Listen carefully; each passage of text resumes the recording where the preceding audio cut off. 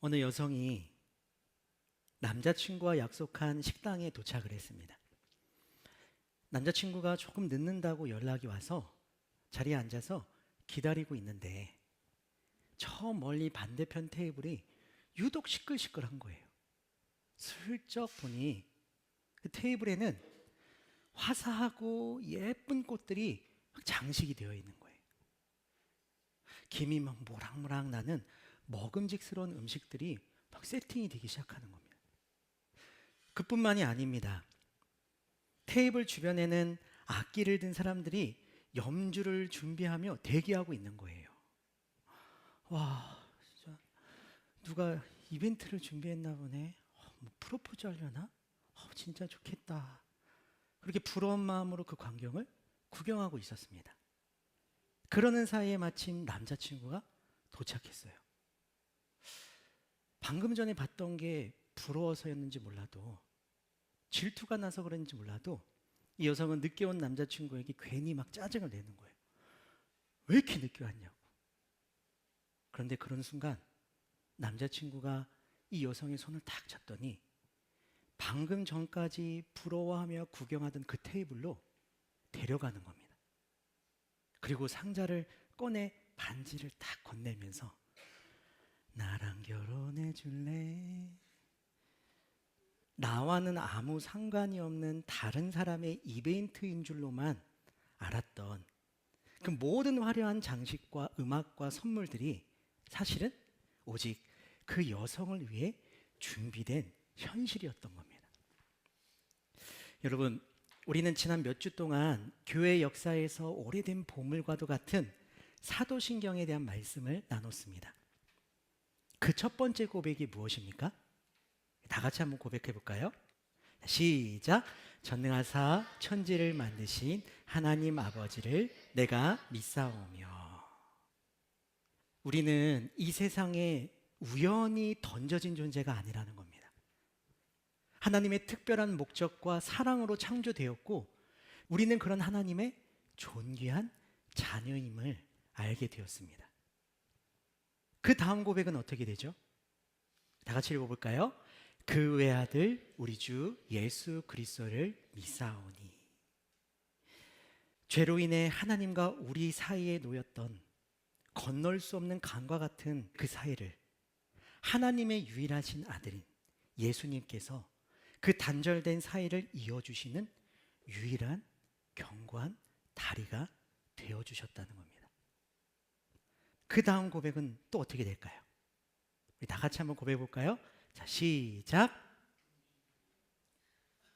네. 제가 잠깐 시험해 봤는데 시험에 들지 마시고 화면 보시고 함께 읽겠습니다. 자, 시작.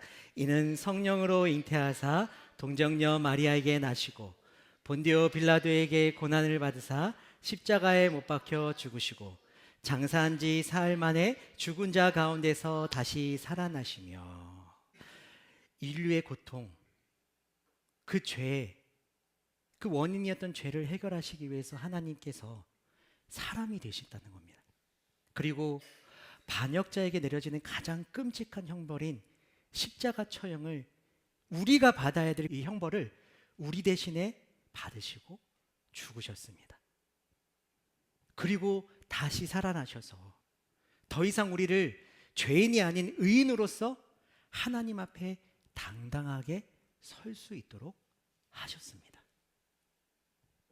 그 다음 내용도 한번 고백해 볼까요? 시작. 하늘에 오르사 전능하신 하나님 우편에 앉아 계시다가 저리로서 산자와 죽은 자를 심판하러 오시리라. 하늘로 올라가신 예수님께서 전능하신 하나님으로서의 존재로 그 하나님 우편에 앉아 계신 예수님께서 지금은 시간과 공간을 초월해서 언제나 어디서나 우리와 함께 계신다는 겁니다. 이 세상을 살아가는 우리에게 가장 든든한 울타리가 되어주시고 끝까지 내 편이 되어주신다는 겁니다. 그리고 마침내 다시 오셔서 이 세상의 모든 어두움들을 심판하시고 우리에게 영원한 기쁨의 잔치를 열어주신다는 겁니다. 자, 여러분, 제가 묻겠습니다.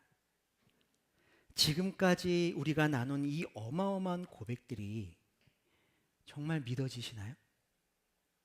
혹시 아까 식당에서 다른 사람의 프로포즈를 구경하던 그 여성처럼 뭐 그냥 성경에 써 있는 건 참 좋은 이야기지, 아유, 참으로 대단한 사건이네 라면서 나와는 아무 상관이 없는 구경꾼처럼 앉아 계시진 않으신가요? 아니면 그 모든 고백의 내용들이 정말로 나에게 일어난 일이고, 그리고 앞으로 나에게 일어날 생생한 현실로 다가오고 계시나요?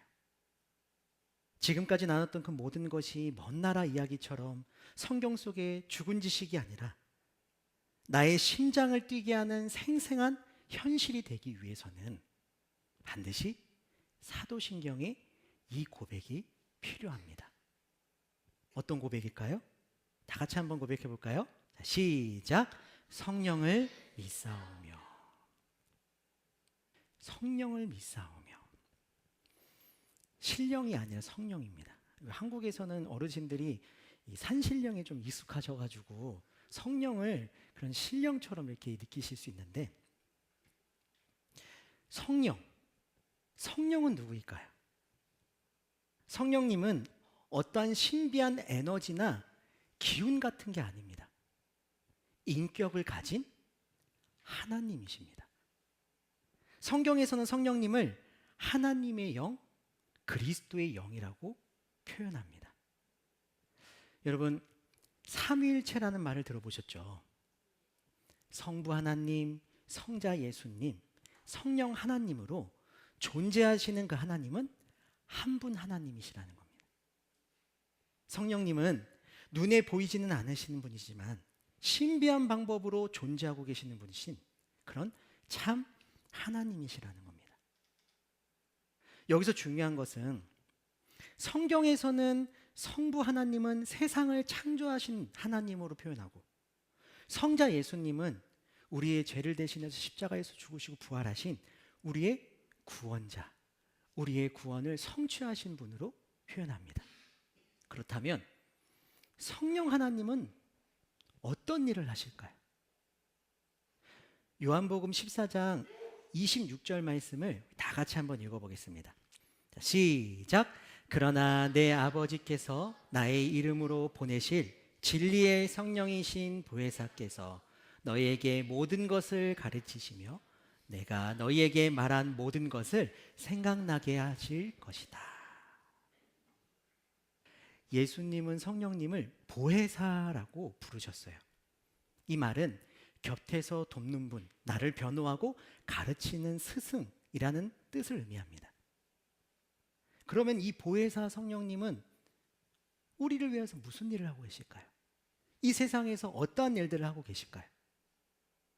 첫 번째로 성령님은 모든 것을 가르치십니다.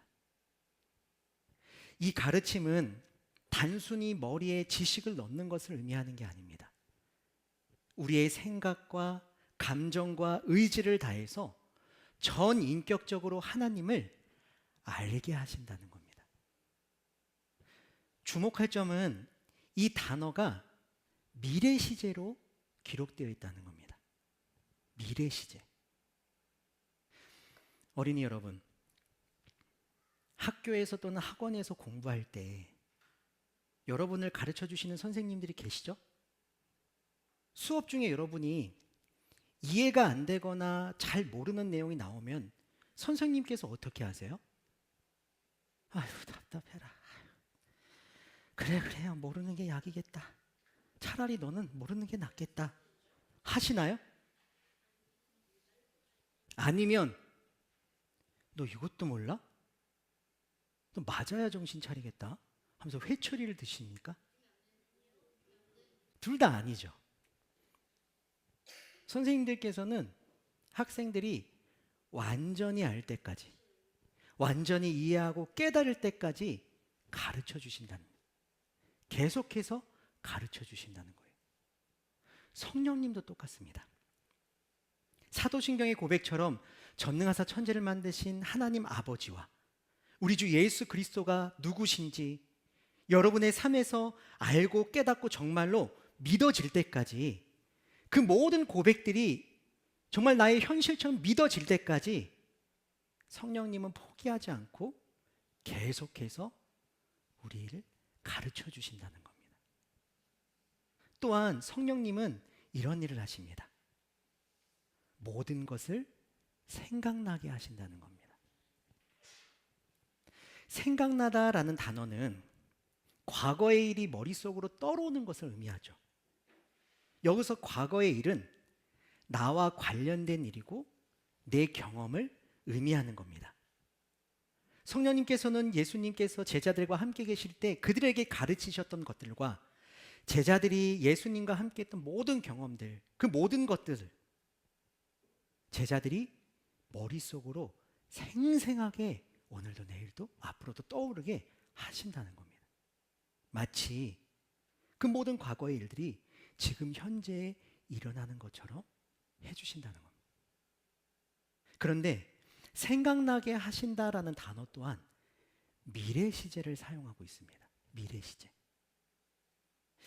여러분, 제가 이런 말을 해도 될지 모르겠는데 저만 알고 싶었는데 제가 솔직하게 얘기를 좀 할게요. 저희 집 앞에는 이렇게 나무도 심겨져 있고 꽃들도 이렇게 심겨져 있는 작은 흙으로 된 텃밭처럼 그런 땅이 있어요. 어느 날 제가 그 땅을 지나가다가 뭔가 이상하게 보이는 거예요. 그래서 가서 땅을 파봤더니 이만한 금덩어리를 발견했다고 상상해 보세요. 네. 나도 너희들만큼 참으로 아주 안타깝다. 상상해 보세요. 여러분, 그렇다면 그 금은 누구 겁니까? 제 건가요? 아니면 그 금을 처음 가지고 있던 사람, 그 금을 땅에 묻어둔 사람의 것일까요? 누구 거예요? 사실 엄밀히 따지면 과거에 처음 금을 가지고 있던 사람, 그것을 땅에 묻어 보관했던 사람의 것이겠죠. 하지만 현재 그것은 누구 손에 있어요? 저의 손에 있습니다. 제 것이죠. 제 손에 있으니까 제 것이죠. 여러분, 성령님이 하시는 일이 바로 이런 것입니다. 아주 먼 옛날에 하나님께서 특별한 목적으로 세상을 창조하시고 사랑으로 사람을 창조하셨다는 것, 2000년 전에 참 하나님이신 예수님께서 참 사람으로 이 세상에 오셔서 인간의 죄, 인류의 죄를 대신해 십자가에서 죽으시고 다시 살아나셨다는 것, 그리고 하늘에 오르셔서 하나님 우편에서 영원히 우리와 함께 계시고 영원히 우리 편이 되어주신다는 이것, 당시 제자들, 이스라엘 백성들만을 위한 것이 아니라 지금 내 눈앞에서 생생하게 펼쳐지는 라이브 스트리밍 같은 생중계처럼 성령님께서는 그 모든 것이 지금 현재 나의 것, 나를 위한 현실이 되게 만들어 주신다는 겁니다. 그리하여서 우리는 사도신경에 남은 내용들을 진심으로 믿음으로 고백할 수 있게 되는 겁니다. 어떠한 고백을요? 우리 다 같이 한번 고백해 볼까요? 자, 시작. 거룩한 공회와 성도가 서로 교통하는 것과 죄를 사하여 주시는 것과 몸이 다시 사는 것과 영원히 사는 것을 믿사옵나이다. 아멘. 거룩한 공회와 성도가 서로 교통하는 것과, 그냥 막연하게 알고 있었던 그 사실이 아니라 정말 우리는 이 세상에 우연히 던져진 존재가 아니라 고아처럼 버려진 존재가 아니라 성령님은 우리를 결코 혼자 내버려 두시지 않으시고 우리를 새로운 가족으로 묶어주신다는 겁니다. 세상 사람들과는 다른 특별한 하나님의 자녀임을 믿어지지 않는다면, 잊을만 하면 계속 가르쳐 주셔서 계속해서 알게 해주시고 그와 같은 자녀들을 주님 안에 한 가족처럼 묶어주셔서 성부, 성자, 성령 하나님이 완벽한 사랑으로 하나로 존재하시는 것처럼 여러분 한 사람 한 사람을 헤아림 교회로, 하나님 나라의 백성으로 하나 되게 하신다는 겁니다. 거룩한 공예, 거룩한 교회 안에서 서로를 헤아리고 사랑하고 용납하고 용서하고 그렇게 하늘 가족의 진정한 사랑의 사귐을 경험하게 하신다는 겁니다. 죄를 사하여 주신 것, 우리는 살면서 끊임없이 실수하고 넘어집니다. 그때 성령님은 조금 아프지만 우리 죄를 깨닫게 하십니다. 근데 그냥 깨닫고 찌르는 것이 아니라, 거기서 멈추시는 것이 아니라 그 순간 우리의 보혜사가 되어 주십니다. 우리 곁에서 예수님의 그 십자가의 은혜를 계속 생각나게 하십니다. 예수님이 너의 이 못난 모습까지도 다 알고 계심에도 불구하고 너를 사랑하시고 그 모든 죄를 다 안고 죽으셨어. 그러니 너는 용서받는다. 평안과 죄를 이길 수 있는 용기와 힘을 주신다는 겁니다. 몸이 다시 사는 것과 영원히 사는 것, 성령님은 죽음 너머의 막막한 미래를 오늘의 확실한 소망으로 우리 마음 가운데 바꿔주신다는 겁니다. 우리에게 죽음은 끝이 아니며 세상의 위협과 고통 앞에서도 이것이 끝이 아니라고 선포해 주시며 오늘 하루하루의 삶의 인생길을 영원한 축제의 첫날처럼 살아가게 해주신다는 겁니다. 그러니 여러분, 사는 것이 너무 허무하고 공허하게 느껴지시나요? 사는 것이 너무 힘들어 깊은 한숨만 나오시나요? 때로는 마치 세상에 버려진 고아처럼 비빌 언덕 없이 혼자 겨우 버티는 삶을 살아가고 계시나요? 세상의 고민과 고통에 억눌리고 여전히 해결되지 않은 죄 때문에 날마다 죄책감에 갇혀서 살고 계시다면 그때 이렇게 고백하시기 바랍니다. 어떻게 해요? 성령을 믿사오며 거룩한 공예와 성도가 서로 교통하는 것과, 그때 이렇게 고백하시기 바랍니다. 성령을 믿사오며 거룩한 공예와 성도가 서로 교통하는 것과 죄를 사하여 주시는 것과 몸이 다시 사는 것과 영원히 사는 것을 믿사옵나이다. 아멘. 그 고백을 기다리신 성령님께서 사도신경의 고백에 담긴 그 모든 것이 나와 상관없는 일이 아니라 오늘 이 순간 나의 현실이 되게 만들어 주실 겁니다. 이 성령 하나님의 능력을 힘입어서 세상이 줄 수 없는 평안과 기쁨을 누리는 저와 여러분이 되시기를 주님의 이름으로 축복합니다.